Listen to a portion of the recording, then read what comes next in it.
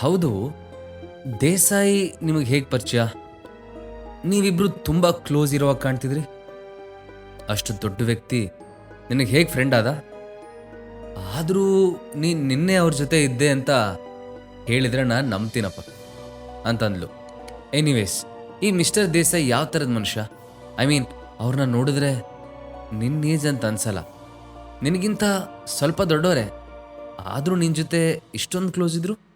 ಅದು ಅಲ್ಲದೆ ಅಷ್ಟು ದೊಡ್ಡ ಬಿಸ್ನೆಸ್ ಮ್ಯಾನ್ ನಿನ್ನ ಜೊತೆ ಮಾತಾಡೋದಕ್ಕೆ ಅವ್ರು ಟೈಮ್ ಸ್ಪೆಂಡ್ ಮಾಡ್ತಾರೆ ಅಂದರೆ ನನಗಂತೂ ಈಗಲೂ ನಂಬಕ್ಕಾಗ್ತಿಲ್ಲ ಅಂತ ಹೇಳ್ತಾ ಅಮೋಘನ ಮುಖ ನೋಡಿದ್ಲು. ಅಮೋಘೀಗ ಏನು ಮಾತಾಡಬೇಕು ಅಂತ ಗೊತ್ತಾಗಲಿಲ್ಲ. ಅವಳಿಗೆ ನಿಜ ಹೇಳೋದಕ್ಕೆ ಅವನಿಗಿದು ಸರಿಯಾದ ಟೈಮ್ ಅಂತ ಅನ್ನಿಸ್ಲಿಲ್ಲ. ಲೀಲಾ, ಇಲ್ಲಿ ಕೇಳು. ಇನ್ ಕೇಸ್ ನಾಳೆ ನಿಂಗೇನಾದರೂ ನಿಮ್ಮ ಅಜ್ಜಿ ಕಾಲ್ ಮಾಡಿ ಅರಸು ಮೀಡಿಯಾಗೆ ಹೋಗೋ ವಿಷಯ ಹೇಳಿದ್ರೆ ತಕ್ಷಣ ಒಪ್ಪಿಗೆ ಕೊಡ್ಬೇಡ, ಸ್ವಲ್ಪ ಯೋಚನೆ ಮಾಡಿ ಹೇಳ್ತೀನಿ ಅಂತ ಹೇಳು ಅಂತಂದ. ಲೀಲಾಗೆ ಅಮೋಘನ ಮಾತು ಸ್ವಲ್ಪನೂ ಅರ್ಥ ಆಗಲಿಲ್ಲ. ಅವಳು, ಅಜ್ಜಿ ಯಾಕೆ ನನ್ಗೆ ಕಾಲ್ ಮಾಡ್ತಾರೆ ಅಮೋಘ್? ನಿನ್ನೆ ಪಾರ್ಟಿಲಿ ನೀನು ಇದೆಯಲ್ಲ, ಈ ಡೀಲ್ನ ಎಲ್ಲ ಜವಾಬ್ದಾರಿನೂ ಪ್ರೀತಮ್ಗೆ ಕೊಟ್ಟಿದ್ದಾರೆ ಅಜ್ಜಿ. ನೀನ್ಯಾಕೆ ಒಂದೊಂದು ಸಲ ವಿಚಿತ್ರವಾಗಿ ಮಾತಾಡ್ತೀಯಾ ಅಂತ ಕೇಳಿದ್ರು. ಅದಕ್ಕೆ ಅಮೋಘ್ ಅವಳ ಮಾತನ್ನು ತಲೆಗೆ ಹಾಕ್ಕೊಳ್ದೆ, ಅದೆಲ್ಲ ಬಿಡು, ಬಟ್ ಇನ್ ಕೇಸ್ ನಿನ್ನ ಅಜ್ಜಿ ಕಾಲ್ ಮಾಡಿ ಹಾಗೆ ಕೇಳಿದ್ರೆ ನೀನು ಇಮಿಡಿಯೇಟಾಗಿ ಒಪ್ಪಲ್ಲ ಅಂತ ನಂಗೆ ಮೊದಲು ಪ್ರಾಮಿಸ್ ಮಾಡು ಅಂತ ಹಠ ಹಿಡ್ದ. ಲೀಲಾ ಅದಕ್ಕೆ ಏನೋ ಕೇಳಬೇಕು ಅಂತ ಅಂದ್ಕೊಂಡ್ಳು. ಆದರೆ ಅಮೋಘ್ ಈ ಥರ ಕನ್ವಿನ್ಸ್ ಮಾಡ್ತಿರೋದನ್ನ ನೋಡಿ ಅವಳು ಚಾಯ್ಸ್ ಇಲ್ಲದೆ ಒಪ್ಕೊಂಡ್ಲು. ಮಾರನೇ ದಿನ ಬೆಳಗ್ಗೆ ಲೀಲಾ ಆಫೀಸಿಗೆ ಹೋಗಿದ್ದೆ. ಅಮೋಘ್ ಕೂಡ ಅರಸು ಮೀಡಿಯಾಗೆ ಹೊರಟ. ಇವತ್ತು ಕೂಡ ಅಮೋಘ್ ಕ್ಯಾಬಿನ್ ಒಳಗೆ ಎಂಟ್ರಿ ಆಗಿದ್ದೆ. ಭಾವನಾ ಕೈ ತುಂಬ ಫೈಲ್ಸ್ ಹಿಡ್ಕೊಂಡ್ಬಂದು ಅವನ ಟೇಬಲ್ ಮೇಲಿಟ್ಟು. ನಂತರ ಅವಳು ಅಮೋಘನ ಕಡೆ ತಿರುಗಿ, ಸರ್, ಇವತ್ತು ನಿಮ್ಮನ್ನು ಮೀಟ್ ಮಾಡೋದಕ್ಕಂತ ಚಕ್ರವರ್ತಿ ಗ್ರೂಪ್ಸಿಂದ ಇನ್ನೊಬ್ಬರನ್ನ ಕಳಿಸಿದ್ದಾರೆ ಅಂತ ಹೇಳಿದ್ಲು.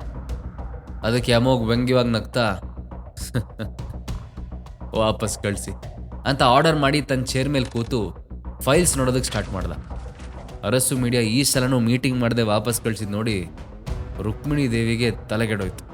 ತಲೆ ಬಿಸಿ ಶುರುವಾಯ್ತು. ಅವ್ರು ಕಳಿಸಿದ ಹುಡುಗಿಗಂತೂ ಇದುವರೆಗೂ ರಿಜೆಕ್ಟ್ ಆದ ಅಭ್ಯಾಸನೇ ಇರಲಿಲ್ಲ. ಅಂಥದ್ರಲ್ಲಿ ಇವತ್ತು ಸುಮ್ಮನೆ ವಾಪಸ್ ಬಂದಿದ್ದ ನೆನಪಾಗಿ ಅವಮಾನ ಆದ ಹಾಗಾಗ್ತಿತ್ತು.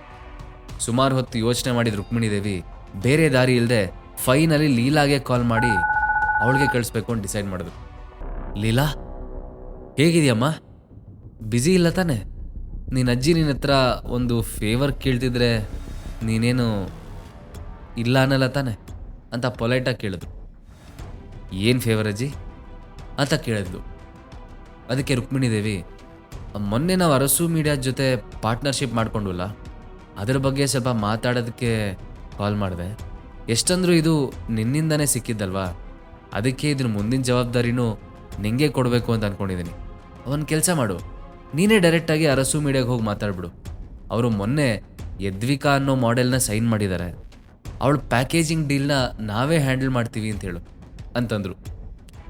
ಐ ಆಮ್ ಸಾರಿ ಅಜ್ಜಿ, ಆದರೆ ನಾನು ಆಲ್ರೆಡಿ ತುಂಬ ಬ್ಯುಸಿ ಇದ್ದೀನಿ, ಆಫೀಸಲ್ಲಿ ತುಂಬ ಕೆಲಸ ಇದೆ, ಸೊ ಈ ಕೆಲಸ ನಂಗೆ ಮಾಡೋದಕ್ಕಾಗಲ್ಲ ಅನಿಸುತ್ತೆ. ಅದ್ರ ಜೊತೆಗೆ ಮೊನ್ನೆ ನೀವೇ ಅಲ್ವಾ ಇದನ್ನು ಎಲ್ಲರೆದುರಿಗೆ ಪ್ರೀತಮ್ ಕೈ ಕೊಟ್ಟಿದ್ದು, ಸೊ ಈಗ ಸಡನ್ನಾಗಿ ಚೇಂಜ್ ಮಾಡಿದ್ರೆ ಅವನಿಗೂ ಬೇಜಾರಾಗುತ್ತೆ.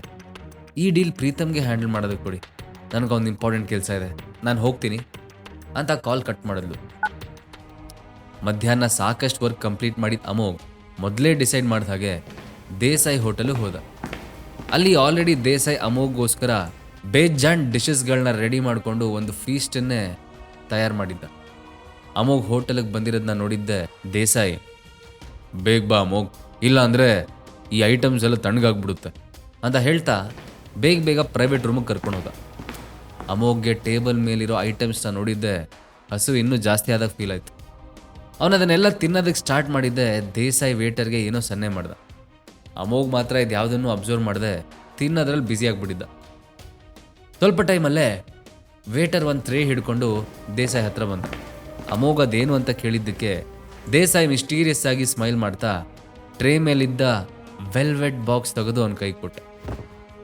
ಇದು ನಾನು ಸ್ಪೆಷಲ್ ಆಗಿ ನಿನಗೋಸ್ಕರ ಅಂತ ಪ್ರಿಪೇರ್ ಮಾಡಿಸಿದ್ದೀನಿ. ಈ ಗಿಫ್ಟ್ ತೊಗೊಂಡು ಆಲ್ರೆಡಿ 4 ವರ್ಷ ಆಯಿತು, ಆದರೆ ಇವತ್ತಿನ ತನಕ ನೀನು ಕೊಡೋ ಅವಕಾಶ ಸಿಕ್ಕಿರಲಿಲ್ಲ, ಇವತ್ತು ಕೊಡ್ತಿದ್ದೀನಿ ಅಂತ ಹೇಳ್ದ. ಅದಕ್ಕೆ ಅಮೋಘ್ ಆ ಗಿಫ್ಟನ್ನು ದೇಸಾಯಿ ಕಡೆನೇ ಪುಷ್ ಮಾಡ್ತಾ, ಇಲ್ಲ ದೇಸಾಯಿ, ನೀವೆಲ್ಲ ಮೊನ್ನೆನೇ ನನಗೊಂದು ಗಿಫ್ಟ್ ಕೊಟ್ಟಿದ್ದೀರಿ, ಈಗ ಇನ್ನೊಂದು ಗಿಫ್ಟ್ ನನಗೆ ಬೇಡ, ಅಂತ ಹೇಳ್ದ. ಹಾಗೆಲ್ಲ ಹೇಳ್ಬಿಡ ಅಮೋಘ್. ಮೊನ್ನೆ ನೀನು ಕೊಟ್ಟಿದ್ದು ನಾವು 4 ಜನ ಸೇರಿ ತೊಗೊಂಡಿದ್ದು ಗಿಫ್ಟು.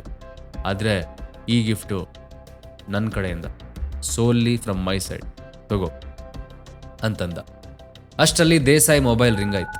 ಅವನದನ್ನು ರಿಸೀವ್ ಮಾಡಿ ಮಾತಾಡಿದಾಗ ಅವನ ಮುಖ ತುಂಬ ಸೀರಿಯಸ್ ಆಯಿತು. ಅದನ್ನು ಅಬ್ಸರ್ವ್ ಮಾಡಿದ ಅಮೋಘ್, ಏನಾದರೂ ಅರ್ಜೆಂಟ್ ಕೆಲಸ ಇದ್ದರೆ ಹೋಗಿ, ನಾನು ಊಟ ಮುಗಿಸಿ ಆಫೀಸಿಗೆ ಹೋಗ್ತೀನಿ ಅಂತ ಹೇಳ್ದ.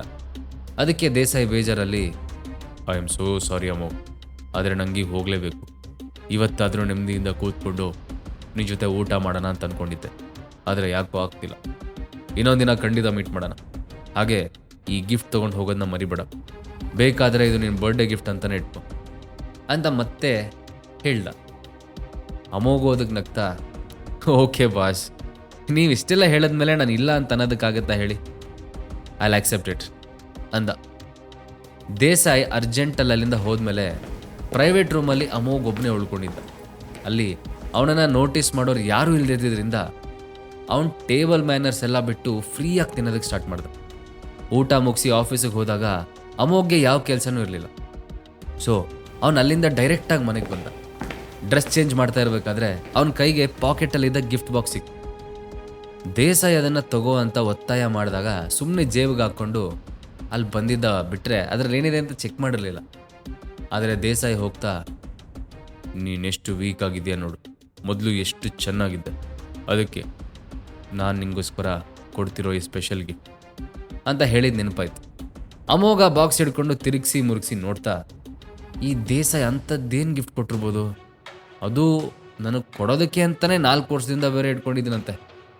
ಕ್ಯೂರಿಯಾಸಿಟಿ ತಡ್ಕೊಳಕ್ಕಾಗ್ತಿಲ್ಲಪ್ಪ, ಒಳಗೇನೆ ಅಂತ ತೆಗೆದು ನೋಡೇ ಬಿಡ್ತೀನಿ ಅಂತ ಅನ್ಕೋತಾ ಗಿಫ್ಟ್ ಓಪನ್ ಮಾಡ್ದ.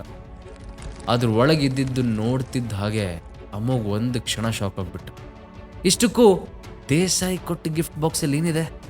ಅಮೋಘ್ ಯಾಕೆ ಅದನ್ನು ನೋಡಿ ಈ ಮಟ್ಟಕ್ಕೆ ಶಾಕ್ ಆಗಿದ್ದ? ಹಾಗಾದ್ರೆ ಈಗಲೇ ಡೌನ್ಲೋಡ್ ಮಾಡಿ ಪಾಕೆಟ್ FM ಮತ್ತು ಕೇಳಿ ಅರಸು.